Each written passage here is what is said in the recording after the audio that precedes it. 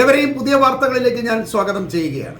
ഗാസയിലെ വെടിനിർത്തലും ബന്ദിമോചനവും സംബന്ധിച്ച് ഖത്തറിലെ ദോഹയിൽ നടന്ന ചർച്ചകൾ തകർന്നതോടെ ഗാസയുടെ കാര്യം കൂടുതൽ അപകടത്തിലായിരിക്കുകയാണ്. ജനോസൈഡ് ടെററിസ്റ്റായ നെതന്യാഹു മുന്നോട്ട് വെച്ച ഡിമാൻഡുകൾ അംഗീകരിക്കാൻ കഴിയാത്തത് കൊണ്ടാണ് ഹമാസ് അത് തള്ളിക്കളഞ്ഞിട്ടുള്ളത്.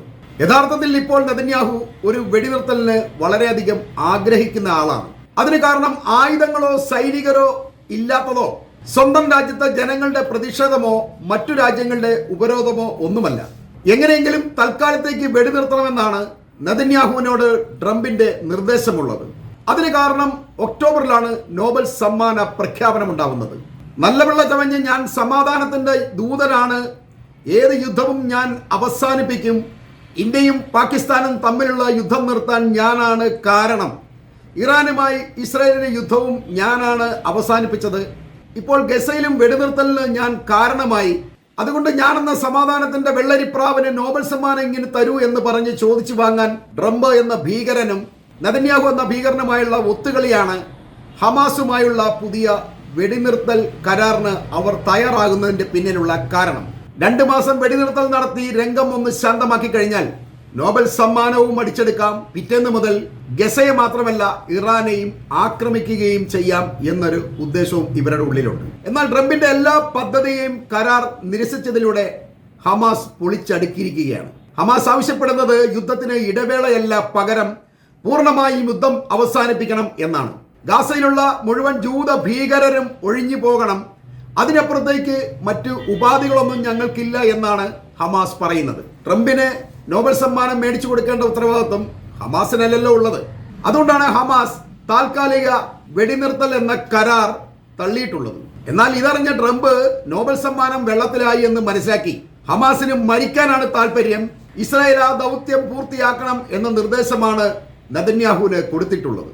അതിനാൽ ഗസയിലെ ബന്ദികളെ മോചിപ്പിക്കാൻ US ഇസ്രായേൽ സംയുക്ത നീക്കമുണ്ടാകുമെന്ന് ഹമാസ് ഭയപ്പെടുന്നുവെന്നാണ് അറബ് മാധ്യമങ്ങൾ വരെ റിപ്പോർട്ട് ചെയ്യുന്നത്. 2 കൊല്ലമായി ഇവർ ഈ സംയുക്ത നീക്കം നടത്താൻ തുടങ്ങിയിട്ട് ഇന്നേ വരെ ഒരൊറ്റ ബന്ദിയെ കണ്ടെത്താനോ ജീവനോടെ ഒരു ഹമാസുകാരനെ പിടികൂടാനോ ഇസ്രായേൽ സൈന്യത്തിന് കഴിഞ്ഞിട്ടില്ല എന്ന് നമ്മൾ ഓർക്കണം. ഇനി പ്രത്യേകിച്ച് ഒരു തിരച്ചിൽ നടത്തി ബന്ദികളെ പിടിച്ചെടുക്കാൻ കഴിയുമെന്നും ആരും വിശ്വസിക്കേണ്ടതില്ല. ബന്ദികളെ നാട്ടിലേക്ക് കൊണ്ടുവരുന്നതിനുള്ള ബദൽ മാർഗങ്ങൾ ഇരു രാജ്യങ്ങളും അന്വേഷിക്കുകയാണെന്ന് നെതന്യാഹു പറയുമ്പോൾ ഇത് കണ്ട് ആകെ ഭയക്കുന്നത് ഇസ്രായേലിലെ സൈനികരുടെയും കുടുംബാംഗങ്ങൾ മാത്രമാണ്, അല്ലാതെ ഹമാസ് അല്ല. ബന്ദികളെയോ ഹമാസിനെ കണ്ടെത്താൻ ഗസയുടെ കൂടുതൽ ഉള്ളിലേക്ക് തിരച്ചിൽ നടത്തുക എന്നത് യൂത സൈന്യത്തെ സംബന്ധിച്ച് അസാധ്യമായ ഒരു കാര്യമാണെന്ന് പറയാതിരിക്കാൻ കഴിയില്ല. കുമിഞ്ഞുകൂടി കിടക്കുന്ന കെട്ടിടങ്ങളുടെ വേസ്റ്റുകൾക്കിടയിൽ കിടന്ന് കൂടുതൽ സൈനികർ മരിക്കുമെന്നല്ലാതെ അതുകൊണ്ട് യാതൊരു പ്രയോജനവും ഉണ്ടാകും എന്ന് തോന്നുന്നില്ല. കുറെ ശവപ്പെട്ട് കൂടി സൈനിസ്റ്റ് രാജ്യത്തേക്ക് കൊണ്ടുപോകാം എന്ന ഗുണവും ഉണ്ടാവും. ഇനി അഥവാ ഇസ്രായേൽ സൈന്യം അടുത്തെത്തിയാൽ ബാക്കിയുള്ള ബന്ദികളെ വധിക്കാൻ ഹമാസ് പദ്ധതിയിട്ടിട്ടുണ്ട് എന്നാണ് പലസ്തീൻ വൃത്തങ്ങൾ പറയുന്നത്. ബന്ദികളെ മോചിപ്പിക്കാനുള്ള ഇസ്രായേലിലെ ഏതൊരു സൈനിക നീക്കത്തെയും തടയാനുള്ള പദ്ധതിയാണ് ഹമാസ് പ്ലാൻ ചെയ്യുന്നത്. ഗസക്കാരിൽ തന്നെ സംശയാസ്പദമെന്ന് കരുതുന്ന ഏതൊരു പ്രവർത്തനവും നിരീക്ഷിക്കാനും ഇസ്രായേലുമായി ആരെങ്കിലും സഹകരിക്കുന്നു എന്ന് കണ്ടെത്താനും ഹമാസ് സംഘടനാ പ്രവർത്തകർക്ക് പ്രത്യേകം നിർദ്ദേശം നൽകിയതായി ഷെർക്കിൽ ഔസത്ത് പത്രം പറയുന്നു. ജനങ്ങളുടെ ഇടയിൽ നിന്നും ചെറിയൊരു നീക്കം ഉണ്ടായാൽ പോലും അത്തരക്കാരെ ഹമാസ് കൊന്നുകളയും എന്നുള്ളതാണ് വാസ്തവം. ദിവസവും ഗസയിൽ കൊല്ലപ്പെടുന്ന സൈനികരുടെ എണ്ണത്തിലെ വർധനവും യുദ്ധം നീണ്ടുപോകുന്നതും കാരണം ടെല്ലവീവിലെ പ്രതിരോധ മന്ത്രാലയത്തിന്റെ ഓഫീസിന് പുറത്ത് ബന്ദികളാക്കിയ കുടുംബങ്ങളുടെ സംഘവും മറ്റു സംഘടനകളും സ്ഥിരം പ്രതിഷേധ സമരങ്ങളും പത്രസമ്മേളനവും നടത്തുകയാണ്.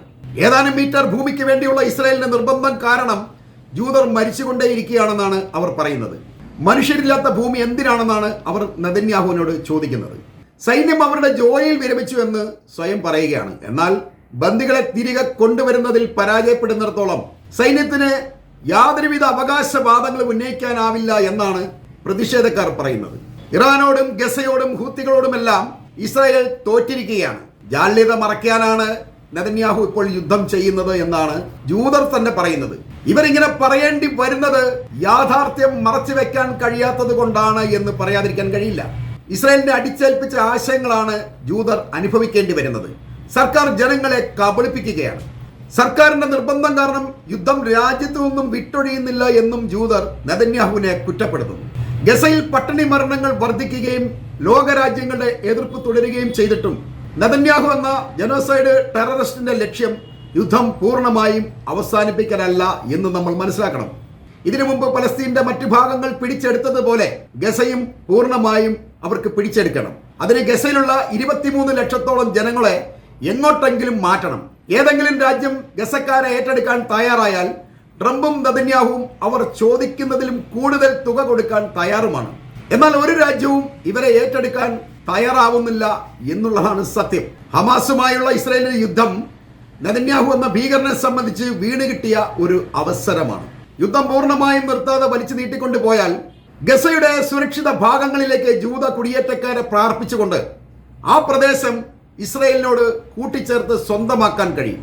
എന്നാൽ ഹമാസ് അവിടെ ഉള്ളിടത്തോളം കാലം ഈ സ്വപ്നം ഒരിക്കലും നടക്കുകയുമില്ല. കുടിയേറ്റക്കാർക്ക് സുരക്ഷിതത്വം ഉണ്ടാവില്ല. അതാണ് ഹമാസിനെ ഗസയിൽ നിന്നും മാറ്റി നിർത്തണം എന്ന് ഇസ്രായേൽ നിരന്തരം ആവശ്യപ്പെടുന്നത്.